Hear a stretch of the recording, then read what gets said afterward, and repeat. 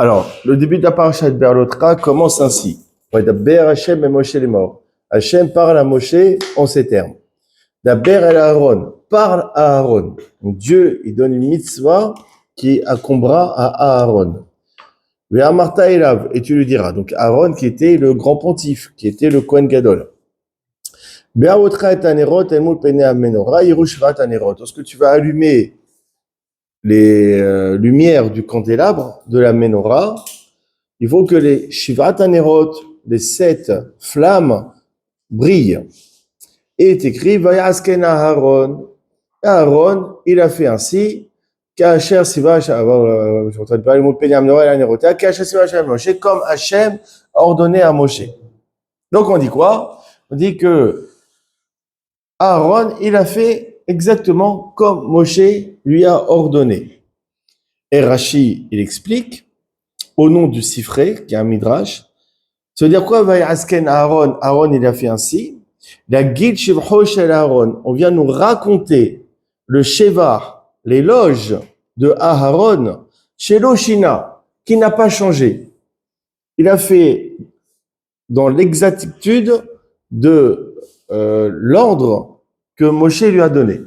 Au millimètre près, chez l'Oshina, il n'a rien changé. D'abord, il faut comprendre. Est-ce qu'on va venir à penser que Aaron, d'accord, il n'a pas fait ce que Moshe lui a ordonné? Est-ce qu'on a besoin de préciser, Aaron, il a fait ainsi? Mais c'est évident, c'est que Aaron, c'est un tzaddik, il était totalement soumis à Dieu et à son frère Moshe. C'est évident qu'il a fait ainsi. Pourquoi le verset, il a besoin de nous le préciser? Donc, d'où la réponse? La réponse, c'est pour dire qu'on parle de la louange de Aaron qui n'a pas changé. Néanmoins, la question, elle est quand même sur la réponse. Est-ce qu'on aurait pu venir à penser que Aaron, il aurait changé quoi que ce soit de la mitzvah qui lui a été donnée? Non, on comprend pas trop ici ce midrash. Alors, on va essayer d'approfondir. Il faut savoir que après que Dieu a donné la mitzvah d'allumer la menorah, juste après, on parle de quoi dans la paracha? Juste après, sans transition, on parle de la mitzvah de nommer les Lévis pour servir dans le temple, à la place des premiers-nés. On y a marqué, Kahat al-Veim prend les Lévis, Mitor ben Israël au sein des enfants d'Israël, Betia hartaotam et tu les purifieras. D'accord? Tu vas les rendre purs. D'accord? Betena et al-Veim et tu voilà, Mitor ben Israël. Et vous remarquez dans ce verset, donc d'abord on va essayer de comprendre le lien qu'il y a entre la mitzvah de la menorah, d'allumer le candélabre, et de purifier et de consacrer les Lévis dans le culte du Beth Amikdash, dans le service du temple. Maintenant, regardez bien ce verset. Il y a une redondance. Il est écrit comme cela, regardez. D'accord? Tu vas donner les Lévi'im à Aaron et à ses fils au sein des Ben Israël. Donc, il y a marqué une fois Ben Israël. On continue. La Avod et Avodat Ben Israël. Pour servir le service des Ben Israël. Il y a marqué une deuxième fois Ben Israël. Be'oel Moed dans la tente d'assignation. On le rappelle à Ben Israël pour expier sur les Ben Israël. Troisième fois, il y a marqué Ben Israël. Veloye Ben Israël Negef. Et il n'y aura pas de mortalité au sein des Ben Israël. Il y a marqué une quatrième fois Ben Israël. D'accord? Ben Israël Negef. Begeshel Ben Israël, lorsque les Ben Israël s'approcheront du sanctuaire. Il y a marqué une cinquième fois Ben Israël. Ça fait beaucoup quand même. Dans un même verset, on dit 5 fois Béné Israël. Rashi, il explique sur place, Hamisha fe'amim nemar Ben Israël b'mikrazé. 5 fois sont cités les Béné Israël dans ce verset-ci. Pourquoi? Le Odia Hibbatan. Pour faire savoir à tel point ils sont aimés, ils sont chéris par Dieu. Shinir peilu askerotehen b'mikra yahad. Qu'ont été répétées leurs mentions dans un même verset. Kiminyan Chmoshem Torah, le même nombre que les 5 livres de la Torah. Pour montrer à tel point que Dieu nous aime, nous a répété 5 fois ce qui correspond aux 5 livres de la Torah. 6 millions tout plein. Mais quel est le rapport entre les bénis Israël et les 5 livres de la Torah? On ne comprend pas. En plus, pourquoi il fallait attendre le passage qui traite de la consécration des Lévi'im pour dire que les enfants d'Israël sont chers aux yeux de Dieu comme les 5 livres de la Torah? Pourquoi on n'a pas choisi un autre passage? Pas moi un passage qui parle de Shabbat. Marque-moi dans un verset 5 fois béni Israël pour dire qu'ils sont aussi importants que les 5 livres de la Torah.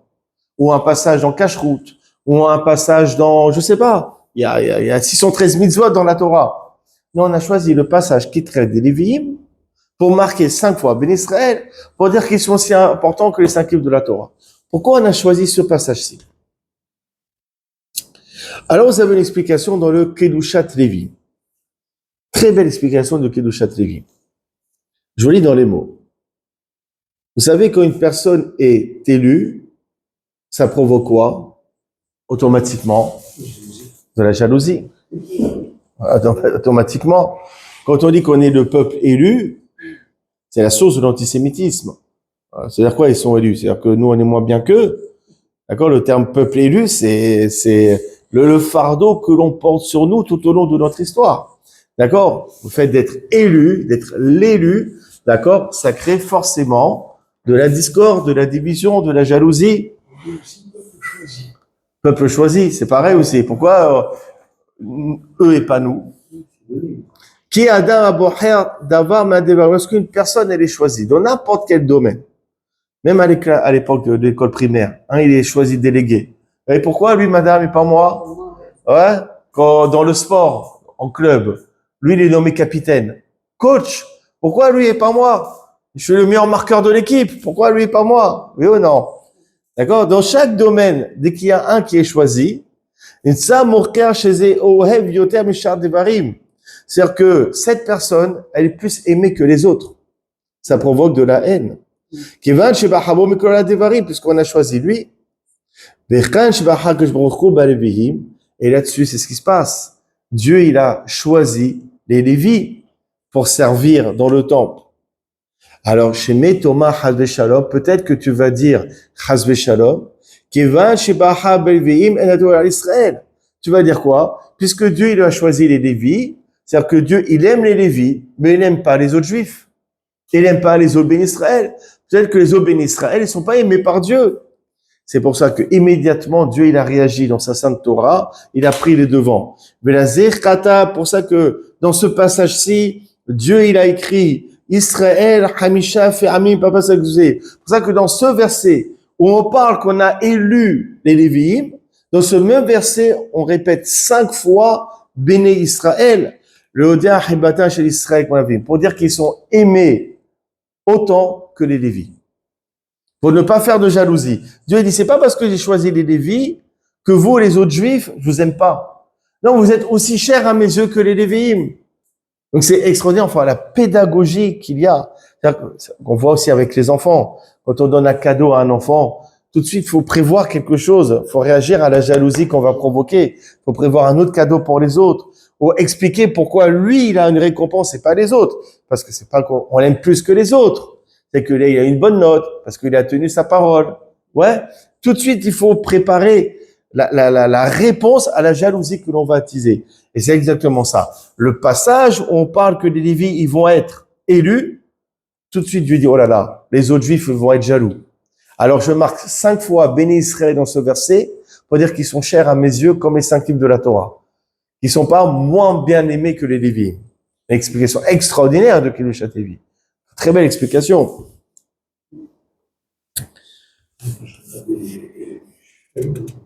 Bon, en tout cas, on va quand même approfondir. C'est-à-dire qu'il y a un lien, en tout cas, entre les 5 livres de la Torah et les bénis Israël, ouais, et il y a un lien entre les Lévi'im et les bénis Israël et les 5 livres de la Torah. Donc, il faut faire le lien entre ces 3 éléments-ci. Vous avez le Totsot Hayim, il explique comme cela. Il explique justement, il amène une réponse à la première question du cours. Il a marqué Vaya Asken Aaron, il a marqué que Aaron, il a fait ainsi. Et Rachid explique, on veut parler de l'éloge de Aaron qui n'a pas changé. Alors il faut savoir, on parle de la mitzvah d'allumer la menorah. Ouais, début de la paracha, on parle de cela.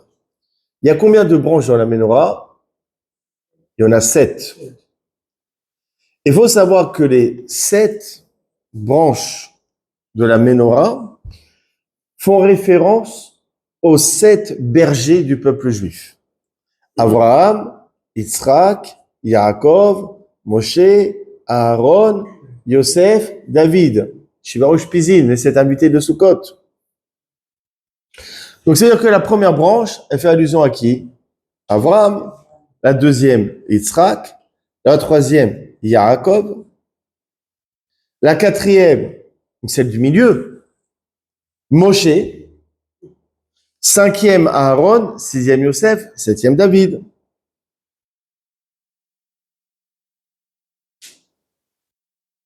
Maintenant, il faut savoir que celle du milieu, c'est la plus importante.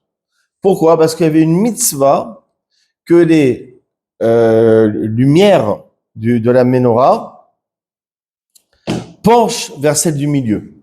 Celle du milieu, c'est la plus importante. Maintenant, celle du milieu, ça correspond à qui? À Moshe. Ça, il y a marqué Enmoul Pena Menorah Yoshua. Il y a marqué que les bougies, d'accord, les lampes, elles doivent pencher vers celle du milieu. Pour enseigner quoi? Que le personnage biblique le plus important, d'accord, c'est Moshe Rabbeinu. Ok, ça c'est un point. Maintenant, dans la paracha de Va'era, c'était le sujet du cours d'il y a 2 semaines, il y a marqué Hu Aharon ou Moshe. Il y a un verset qui dit c'est Aaron et Moshe. Rachid explique comme cela. Yesh mekomot shemagdim Aaron et Moshe. Il y a des endroits où on place Aaron avant Moshe. Veyesh mekomot shemagdim Moshe d'Aaron. Il y a d'autres endroits où on cite Moshe avant Aaron. Pourquoi cela? L'Omar lecha pour te dire quoi? Shishakolim ke'ehad. Ils ont la même importance. Il n'y a pas de jalousie. Aaron et Moshe, il n'y en a pas un qui est plus fort, plus important que l'autre. Et maintenant, on comprend. Moshe, il va voir Aaron. Il dit, tu sais quoi, Ahi, tu sais quoi, mon frère? Dieu m'a donné une mitzvah. Tu sais, c'est quoi? C'est la mitzvah de la menorah. Ah, ok. Tu sais, il y a cette branche, d'accord? Il y a celle du milieu. C'est celle du milieu, ça me représente moi. Et Dieu, il a demandé, d'accord, que toutes les flammes, d'accord, elles doivent pencher vers ma branche à moi. Parce que c'est moi le plus important. Aaron, comment il aurait dû réagir? Mais Chesek, toi, tu es le plus important. Toi et moi, on est pareil. Pourquoi toutes tes bougies elles doivent aller dans ton sens et pas dans mon sens à moi? Puisqu'on est pareil tous les deux. Hein? Ou Aaron, Moshe, il y a des endroits où on parle de Moshe avant Aaron, dans d'autres passages on parle de Aaron avant Moshe, pour dire que nous deux, nous sommes pareils. Pourquoi tu as ce privilège, toi, d'accord, que toutes tes bougies, elles penchent vers la tienne? Mais non, moi aussi, je suis aussi important que toi. Je refuse de le faire. Je refuse de le faire. Je refuse que les lumières, elles penchent vers celle du milieu, vers toi, Moshe, parce que tu n'es pas plus important que moi. Donc Aaron, il serait amené à changer ce qu'on lui a demandé de faire. Alors non, la Torah dit, Vaya asken Aaron. Aaron, il a fait ainsi. Il n'a pas été pris de jalousie. Il n'a pas jalousé son frère. Il n'a pas eu cette réaction. Il dit, t'as raison, Moshe. Je considère que toi, tu es plus important que moi. Il n'y a pas de problème. Je vais faire en sorte que toutes les lumières vont être dirigées vers la branche qui te correspond. C'est beau, pas ça? D'accord? C'est extraordinaire. Tu vois comment, justement, Aaron, c'est le cours que j'ai fait ce Shabbat. D'accord? Comment 2 frères, la seule fois dans l'histoire où on voit 2 frères qui ne sont pas jaloux, c'est Moshe et Aaron. Alors, voilà encore un exemple qui est frappant. Une belle explication, je trouve. C'est vraiment très joli, très moderne. On peut aussi, Moshe étant super anave, il aurait pu aussi dire non. Hazak. On est d'accord que ça craint quand même. Voilà, que Moshe, la personne la plus modeste de l'histoire, Et tu sais quoi? Il faut que toutes les lampes elles convergent vers la mienne parce que je suis la personne la plus importante de l'histoire. C'est pour ça que le Rav Pinchas Friedman, il donne une autre explication. Il dit, Dieu, il a dit à Moshe, c'est quoi? Pour moi, Moshe, c'est la personne la plus importante de l'histoire. Il faut que toutes les lumières, elles convergent vers ta branche à toi, la 4e. Moshe, lorsqu'il va voir Aaron pour lui donner la mitzvah, il doit cacher l'information. Il n'a pas voulu se mettre en avant, Moshe. Il n'a pas dit, il faut qu'elle se converge vers celle du milieu parce que c'est moi, la personne la plus importante. Moshe, il a caché ça à Aaron. Mais Aaron, par sa chokhma, par sa sagesse, et par son roi Hakodesh, lui, il a su. Il a deviné par lui-même. Malgré que Moshe lui a caché, il a deviné par lui-même que toutes les lumières doivent converger vers celle de Moshe, vers celle du milieu. Pour ça qu'il a marqué, Aaron a fait qu'Hashem siva Hashem et Moshe. Il a fait comme Dieu a dit à Moshe. Malgré que Moshe, il n'avait pas dit Aaron. C'est ça le chidouche. Et il a fait comme Dieu a dit à Moshe, et non pas comme Moshe lui a dit. Moshe, il lui a caché cette information, par modestie. Mais lui, il a fait comme Dieu, il a ordonné. Ça veut dire quoi? Il a fait en sorte que ça converge vers celle de Moshe. C'est pour ça qu'il a marqué Hashasiva Hashem et Moshe. C'est beau ou pas? Ça prend tout un sens. Extraordinaire. On va approfondir tout cela. Ça, je passe. Ça, je passe. Maintenant, on parle de la menorah. Quel est le but d'allumer la menorah? Est-ce que Dieu, il a besoin de lumière? Non. Ça a besoin. Dieu, c'est un feu dévorant. Elle a besoin, lui, qu'on lui allume une lumière dans le temple. En fait, tout le but, on a vu ça dans différents cours, que tout le tachlit, la finalité de l'allumage de la menorah, c'est pour montrer que la Shekhina, c'est la présence divine, elle demeure au sein du peuple juif. C'est une preuve à toute l'humanité que la Shekhina, elle est au sein du peuple juif. Maintenant, à chaque fois, on parle de la Shekhina. C'est quoi la Shekhina? La Shekhina, c'est pas Dieu. Dieu, c'est Akadosh Baruch Hu, le Saint béni soit-il, Havaya, ce que tu veux. D'accord? Mais la Shekhina, c'est quelque chose d'autre que Dieu. C'est quoi la Shekhina? Alors, vous savez quoi? C'est quoi la Shekhina? Je vous donne un hidouche extraordinaire. C'est quoi la Shekhina? C'est la Torah Shebéalpé. C'est la Torah orale. Le Talmud. La Torah orale, la Halakha, le Shulchan Aruch. C'est ça la Shekhina. Donc, on le voit. Marqué clairement dans le Zohar. Zohar Hadash. Shekhinta, la Shekhina, Oraita Deva'alpé Karinanna. C'est la Torah orale qu'on appelle ainsi. Zohar Meforash. Shekhinta. La Shekhina Oraita Deva'alpé Karinanna. Elle a appelé la Torah orale. Ce qu'on a fait tout à l'heure, la Gemara, c'est la Shekhina. Quand dans le sujet, dans le texte, dans les explications, les Tosfot, Bet Yosef, c'est ça. La Torah orale, c'est la Shekhina. C'est marqué dans la Gemara, Masechet Megillah, page 29, Kaftet. Tania a marqué dans une barita. Rabbi Shimon ben Yochai Omer, Rabbi Shimon ben Yochai dit, Bour et, viens voir.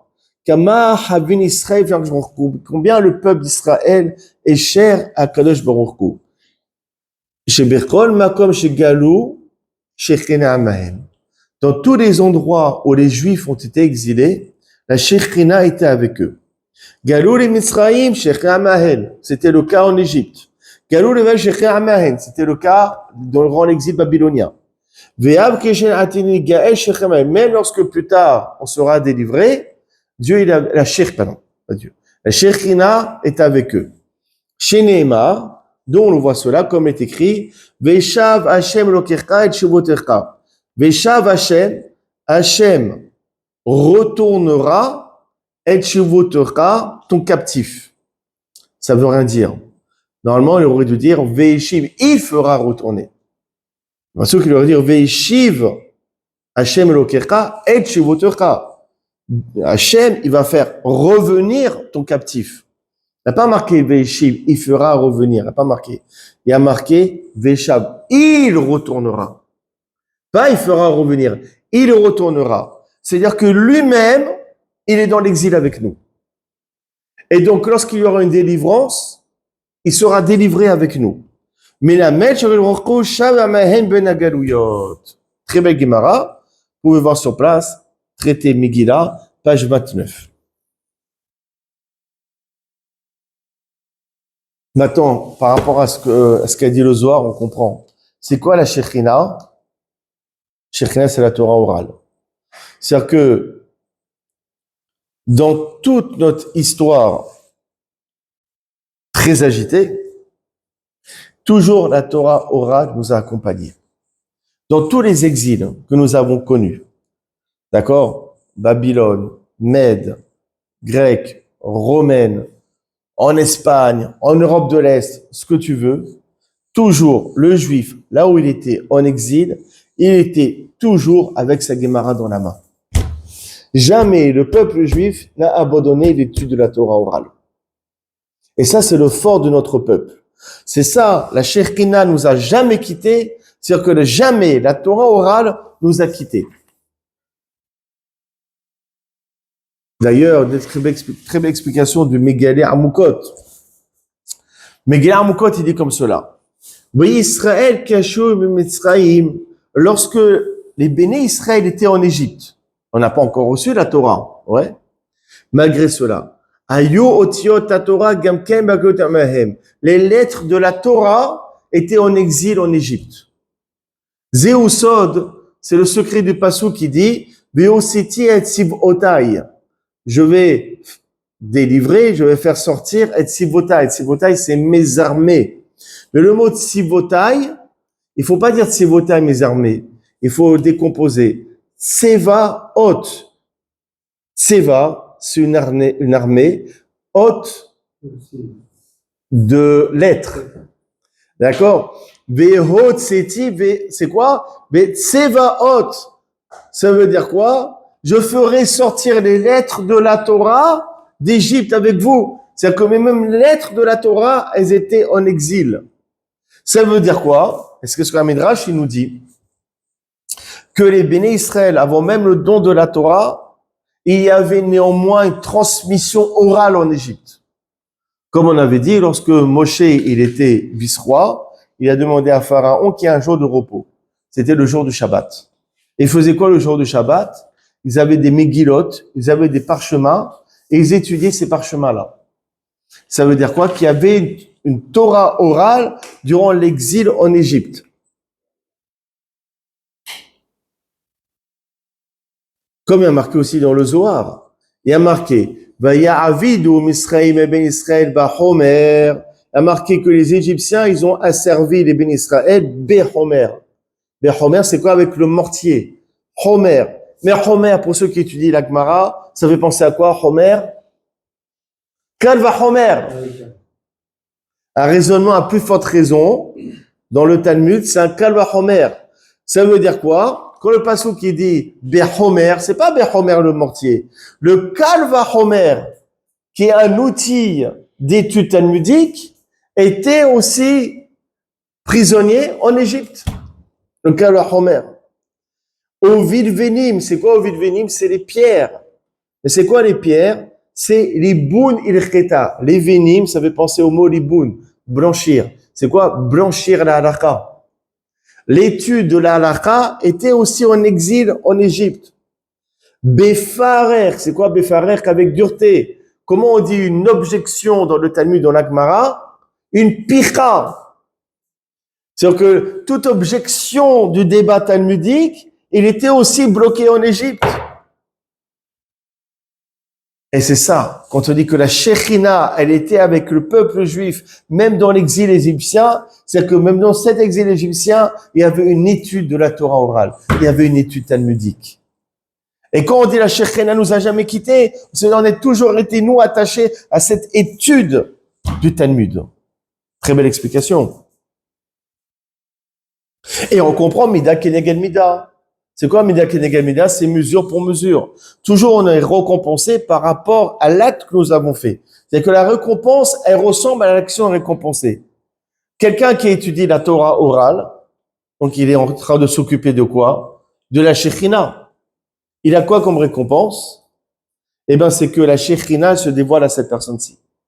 Comme on voit dans Pirkei Avot, toute une Mishnah, 3e chapitre. D'accord? Minaïn afolo ehad. On dit même, d'où on sait que même une personne qui est assise et qui étudie la Torah, que la Shekhina, elle est devant elle. Comme il est écrit, Bechol amakom Mida keneged mida. Toi, tu étudies la Torah orale, donc tu t'occupes de la Shekhina. Ah, par conséquent, tu auras le mérite que lorsque tu étudies, la Shekhina, elle est là. J'avais raconté cette histoire un samedi matin. Il y avait un Bahour Yeshiva, il tenait pas en place. Chaque fois qu'il y avait un cours, il se levait, il sortait, il allait fumer, il tenait pas en place. Le Rosh Yeshiva, il le convoque, et il dit, moi, si tu veux pas faire les Yeshiva, ne fais pas Yeshiva. Si t'es pas capable de rester assis 12 heures par jour à étudier, t'as pas ta place ici. Il dit, vous savez quoi? Rav, j'adore la Torah. J'adore l'étude. Mais rester assis sur une chaise devant un livre pendant des heures, j'arrive pas. Le Rav, il lui a dit, tu sais quoi? Mets-toi en tête que lorsque ta Gemara elle est ouverte, il y a la Shekhina qui est face à toi. Lorsque tu fermes la Gemara et t'arrêtes d'étudier, c'est-à-dire que la Shekhina, elle s'en va de ce monde. Et tu es le responsable de la Shekhina qui quitte ce monde-ci. Sous l'effet un électrochoc, un hypercute, il s'est mangé le gars. Depuis, c'est devenu un talmid, il n'arrête pas d'étudier. Parce que même adulte, même marié et tout, il n'arrêtait pas d'étudier. Ça l'a marqué.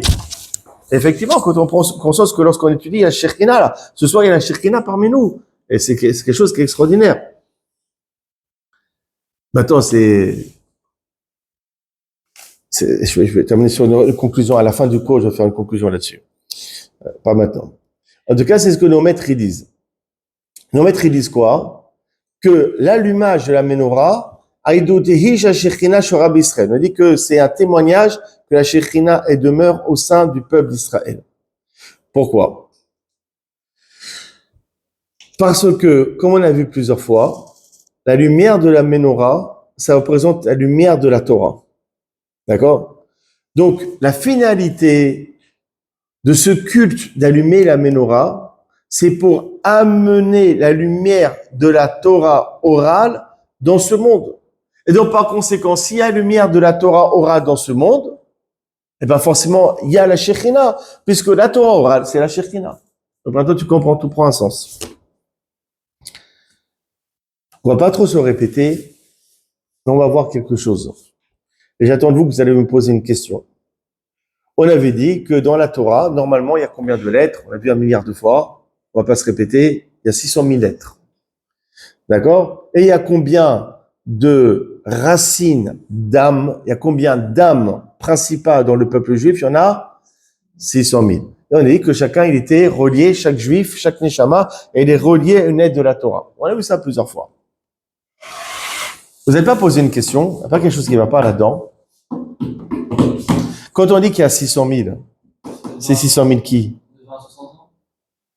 Alors déjà, tous les enfants, ils sont où? Les femmes, ils sont où? Bah oui, vous êtes bien dedans, bien sûr, heureusement. Alors, on fait avec ça. Mais surtout, dans le sujet du cours, on reviendra sur les femmes du cours, vous avez raison. C'est très bonne question. Bah, les Lévis. Dans les 600 000, il n'y a pas les Lévis. Les Lévis, ils ont été comptés à part. C'est-à-dire que les Lévis, ils sont pas rattachés à une aide de la Torah. Ils n'ont pas de lien dans la Torah. On a vu. Après, bon, Vaï bin Soa Aaron, qu'on va voir ce Shabbat, dans le Tra, il y a 2 nouns inversés, parce qu'il manque des lettres. Les Hatidavo, ça sera complété, il y aura 600 000. D'accord? Mais en tout cas, supposons qu'il y a 600 000. 600 000 aides de la Torah, ça correspond aux 600 000 âmes d'Israël. Mais dans les 600 000, il n'y a pas les Lévis. Comment les Lévis, qui ont été choisis pour servir dans le temple, ils peuvent ne pas avoir de prise sur une lettre de la Torah? C'est quand même bizarre, oui ou non? Alors regardez la réponse comme elle est belle. Le Kedushat Lévi, encore une fois, il donne cette réponse. Il dit comme cela. Ki Israël emneget Torah shebirtav. Le peuple d'Israël correspond à la Torah écrite. Au Maté Lévi emneget Torah shebe'alpeh. La tribu de Lévi, elle correspond à la Torah orale. Il y a 600 000 dans la Torah écrite.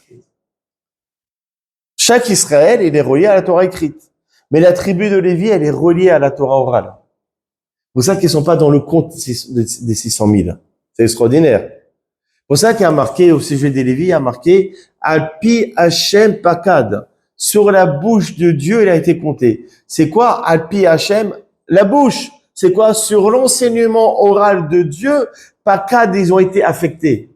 Alpi Hashem. Sur la Torah orale, ils ont été affectés. Ok. Maintenant, il faut savoir quelque chose d'extraordinaire. Je reviens sur la faute du veau d'or. C'est quoi la source de la faute du veau d'or? Qu'est-ce qui a provoqué la faute du veau d'or? C'est quoi la faute? Comment les bénis Israël, ils ont vu les 10 plaies, ils sont sortis d'Égypte, ils ont vu la mer qui s'ouvrait, d'accord, ils ont reçu les 10 commandements. Comment ils peuvent s'agenouiller devant un veau en or? Comment la crise, elle est venue? Comment ils ont eu cette crise? Il y a marqué.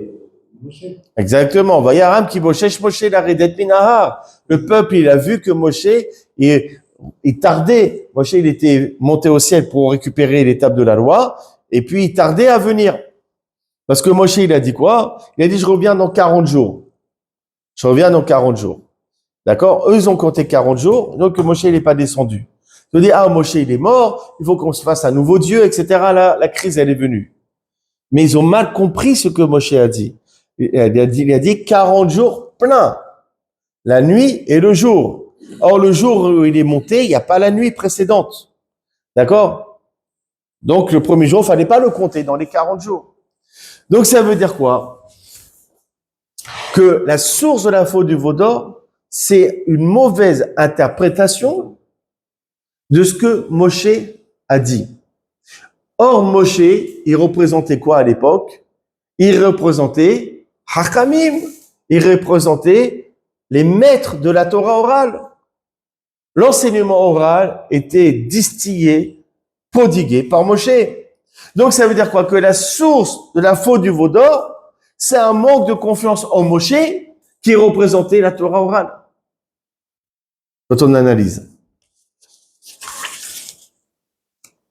Donc par conséquent, il y a eu un bisayon. On a dénigré la Torah orale qui était représentée par Moshe. Or, c'est quoi la Torah orale? On a dit que c'était la Shekhinah. Donc, par conséquent, automatiquement, il y a un retrait de la Shekhinah. La Shekhinah, elle cherche à quitter le peuple juif. C'est pour cela que dès qu'ils ont fauté, qu'est-ce que Dieu il dit à Moshe? Je ne vais plus vous accompagner, moi. Je marche plus avec vous dans le désert. Voilà l'ange Matatron, d'accord? Il va vous guider. Mais moi, Dieu, moi la Shekhinah, je suis plus avec vous. Il y a un ange maintenant qui va vous diriger. Maintenant, on comprend? Vous avez dénigré Moshe qui représente la Torah orale. Et donc, par conséquent, la Torah orale, c'est la Shekhinah. Donc, la Shekhinah, elle s'en va. Donc, moi, je m'en vais. Maintenant, c'est un ange qui va s'occuper de vous. Tout l'automatisme, il est là. Et donc, ça veut dire quoi? On comprend maintenant ce qu'il a dit Rachid.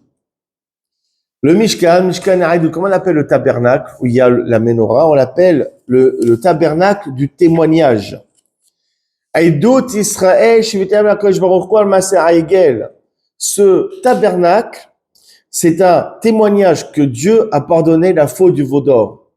La preuve, c'est qu'il a fait demeurer sa Shekhinah dans le tabernacle. S'il y a la Shekhinah, ça veut dire que l'offense de la Torah orale qui a été faite, qui est la Shekhinah, a été pardonnée. Pardonné entre guillemets, parce que... À chaque fois, on paye. En tout cas, majoritairement. En tout cas, exactement. Khazak. Ok. Et donc, maintenant aussi, on comprend. Les Lévis, eux, ils n'ont pas fait la faute du veau d'or. C'est-à-dire que eux, ils n'ont pas dénigré la Torah orale. Donc, par conséquent, c'est logique que les Lévis soient reliés à la Torah orale. Et donc, c'est normal que c'est eux, les Lévis, qui vont servir dans le temple, parce que le temple, il est là pour faire résider la Shekhinah dans ce monde. La Shekhinah, c'est la Torah orale. Donc, il y a tout qui se regroupe finalement. Tout est logique. Extraordinaire ou pas? Là, c'est une filature policière. C'est Colombo. Vous avez un très beau midrash chez Motraba. Il dit, il y a des ventes que même le vendeur, il s'inclut dedans. Tu vends une télé, tu rentres ta télé chez toi, le vendeur, il est chez toi aussi. Il fait partie du package. Plus sérieusement. Amar, que il a dit au peuple d'Israël, Marti l'arkam torati, je vous ai vendu ma Torah. Qu'il est kartom natati l'arkam. Kaviarkol imkarti aima, shimavekru le teruma. Kaviarkol me suis vendu avec elle. Machal et Meler Shalovat Yahidaya Machal, au sujet d'un roi qu'il avait une fille unique. Il y a un prince qui vient et qui l'épouse. Maintenant, une fois qu'il a épousé la princesse, il veut aller dans sa contrée et vivre avec elle. Un Marlot, le roi, le papa, il a de la peine. Il voit sa fille qui va s'éloigner de lui. Biti la fille que je t'ai donnée, c'est une fille unique. Je peux pas me séparer d'elle. Dire que tu la prends pas avec toi, c'est pas possible, c'est ta femme, tu l'as épousée. Mais fais-moi une tova. Sois gentil avec moi. Rends-moi service. Chaque endroit où tu vas aller avec ma fille, fais-moi une petite chambre de rien du tout. Je veux me faire discret que j'habite avec vous. Je me ferai discret dans un coin. D'accord? Mais au moins, je quitte pas ma fille. Mais qui c'est qui va accepter ça? T'imagines, le beau-père, il est là partout où tu vas. D'accord? Déjà, pendant les vacances, ça fait des problèmes. Mais là, toute ta vie, où tu vas, il va pas te lâcher. Il dit, pas du tout toxique, le papa. Et je peux pas abandonner ma fille. Eh ben, car, quand même, que je vais rencontrer Israël, il a dit pareil. Il a fait la même au peuple d'Israël. La téléarka et toi, Torah. Je vous ai donné ma fille unique. Je vous ai donné la Torah. Moi, Dieu, j'aime la Torah. Je peux pas me séparer d'elle. Vous dire, ne la prenez pas. Je peux pas. Je vous l'ai donné. Et là, s'il vous plaît, dans chaque endroit où vous allez aller, faites-moi une petite pièce chez Adour Betorko que je puisse habiter à l'intérieur. Chez Neymar, et c'est quoi cette petite pièce? C'est le temple, le Mishkan ou le Beth Amikdash à Jérusalem. Donc c'est quoi l'idée en fait? Maintenant, si on approfondit. Dieu, il a dit, je vous ai donné la Torah, je peux pas me séparer d'elle. C'est quoi l'idée? C'est qu'une Torah sans Shekhinah, ça n'est pas possible. C'est quoi une Torah sans Shekhinah? C'est l'étude de la Bible sans le Talmud. Comme ils font les Samaritains. Nous, on croit qu'à la Bible. Le Talmud, c'était inventé par le rabbin. On n'y croit pas. Ça s'appelle une Torah sans Shekhinah. C'est pas possible. Dieu, il dit, là où il y a la Torah, il faut que moi je sois présent. Il faut que la Shekhinah soit présente. L'étude de la Torah, elle doit se faire avec le Talmud, avec la Torah orale. C'est ça la véritable étude de la Torah. On peut pas dissocier la Torah écrite de la Torah orale. La Torah orale, c'est quoi? C'est le dictionnaire de la Torah écrite. C'est ça l'image en fait. D'accord? Et justement, c'est ce que explique le Or HaChaim HaKadosh. Quand on a reçu la Torah, on a dit quoi? Naase benishma. On fera et on entendra. C'est quoi Naase? C'est on va accomplir la Torah écrite. Benishma, et on accepte même la Torah orale. Pourquoi? Ils ont très bien compris qu'on pouvait pas accomplir la Torah écrite sans la Torah orale. C'est contradictoire avec le Midrash Tanchuma qu'on a vu plusieurs fois. Bon, ça c'est encore autre chose.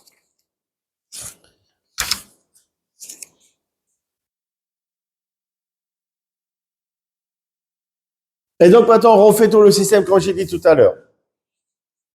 La tribu de Lévi, non pas comme il a faux du veau d'or. Ça veut dire quoi? Qu'ils ont respecté l'enseignement de Moshe, qui représentait la Torah orale. Donc ils ont respecté la Torah orale. Par conséquent, les Lévis sont rattachés non pas aux 600 000 lettres de la Torah écrite, mais sont rattachés à la Torah orale. Et donc, par conséquent, c'est eux qui doivent servir dans le temple pour amener la Shekhina, qui est la Torah orale, dans le monde, comme on avait dit. Et maintenant, on comprend, et on a la réponse finalement. On a dit, comment se fait-il que dans le Passouk, dans le verset, on parle que la tribu de Lévi ont été nommés pour servir dans le temple. Dans ce même verset-ci, on répète 5 fois Béné Israël pour dire qu'ils sont aussi chers pour Dieu que les 5 livres de la Torah. Maintenant, on comprend. Parce que les Béné Israël, ils sont reliés à quoi? Aux 600 000 lettres des 5 livres de la Torah. Mais les 5 livres de la Torah, tu peux pas les dissocier de la Torah orale qui est représentée par les Lévis. Pour ça que dans le Passouk, quand on parle de la nomination des Lévis qui représentent la Torah orale, on parle 5 fois des Béné Israël.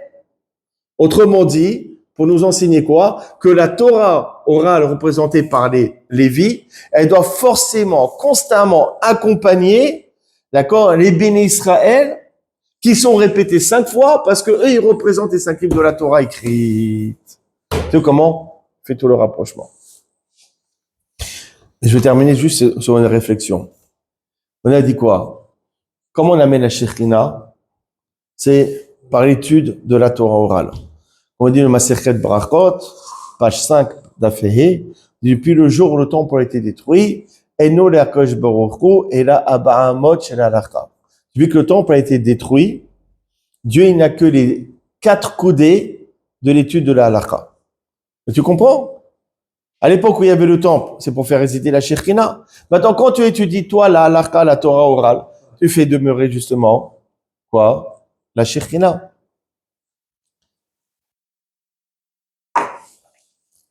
Et une réflexion, on va terminer là-dessus. C'est que effectivement, la Torah orale, c'est pas quelque chose qui est à la mode. Malheureusement, avonot arabim. C'est quoi la mode maintenant? Prenez des cours qui font des centaines de milliers de lacs, qui ramènent du monde, etc. Les cours, on va dire, très populaires. C'est pas des cours de Talmud. C'est pas des cours de halakha. C'est des cours de coaching. Voilà, coaching. Faut être gentil avec sa femme. Comment éduquer les enfants. Nanani, nananer. Vous savez que c'est un drame pour le peuple juif. C'est-à-dire que maintenant, vous faites un cours de Gemara. Difficilement, vous arrivez à réunir 10 personnes. Baruch Hashem, nous, je peux vous dire, on y arrive. C'est une braque, hein, c'est extraordinaire. Hein. D'accord? Mais c'est très difficile de ramener du monde pour étudier de la Gemara. Mais pourquoi? À cause de tous ces cours qui ont été faits. Cours de coaching, et c'est que des blagues, sur blagues, et que des trucs, et ton mari, et ton fils. Le problème, c'est que les gens, ils ont du mal maintenant, je parle en tout cas du public, on va dire populaire, ils ont du mal maintenant à se mettre dans une Gemara. C'est un problème. Or, on va faire résider la Shekhina par le biais de l'étude orale. Le propre de notre histoire, c'est que même dans les moments les plus douloureux de notre histoire, dans tous les exils, on était attaché à la Torah orale. Si maintenant on va étudier autre chose que cela et qu'on rend la Torah orale, l'étude de la Gemara, quelque chose de démodé, les conséquences elles peuvent être très lourdes. Dites maintenant à des jeunes, surtout avec le téléphone maintenant, restez 1 heure bloqué sur 3 lignes de Gemara. C'est très difficile. Maintenant, comment on fait avec le téléphone? On scrolle, ouais, on scrolle. L'information, faut qu'elle aille très vite. Tac, tac, tac, tac, tac, tac, tac, tac. La génération du clic, du scroll. Surfer, exactement. Comme Didier, lui il surfe sur les vraies vagues, lui. D'accord? C'est quoi?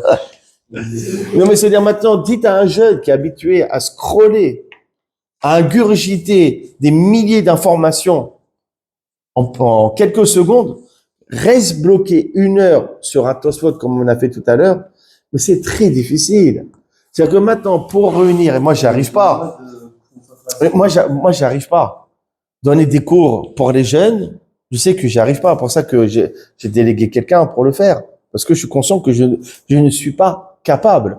Donner un cours pour un jeune, vous pouvez laisser enregistrer, hein, c'est pas grave. Donner un cours pour un jeune maintenant.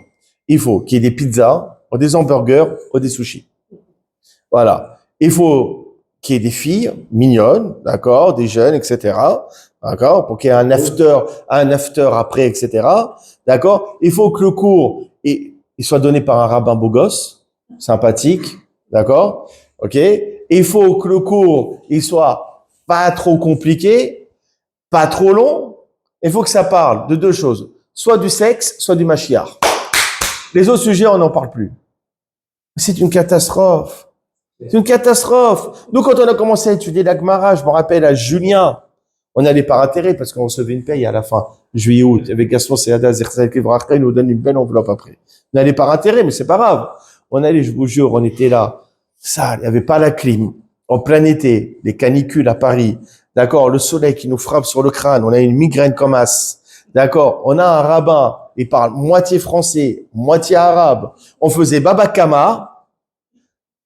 Et on était, je vous jure, on était une vingtaine de jeunes. Et ça nous a donné envie d'étudier la Gemara. Tous ces gens de ma génération, c'est soit des rabbanim, soit des gens qui gèrent des communautés. Et ma génération précédente, c'est des légendes. Rav Anariahi, Rav Belaïch, toute cette génération de Julien. Pourquoi? Parce que on nous a donné la Gemara. D'accord? On n'était pas assez jeunes comme ça, pourri gâtés. On veut le ping-pong, on veut le sushi, on veut des belles meufs, et on veut que le rabbin il soit sympa. Mais où on va? On peut plus donner des cours de Gemara aux jeunes, on peut plus donner des cours de Gemara aux adultes. Mais où on va aller? C'est ça qu'à vos tailles, il faut venir comme vous faites. Vraiment Tevarechou, mais elle à Lyon, que vous soyez vraiment bénis. Venez au cours de Gemara, venez, même si parfois c'est pas intéressant, même si c'est compliqué, faut savoir que c'est comme cela qu'on va amener la Shekhina au sein du peuple d'Israël, et on va continuer cette lutte pour que les jeunes, ils viennent étudier la Torah orale, les jeunes, les hommes, et comme les femmes aussi. D'accord? Baruch Hanan, Amen, Amen.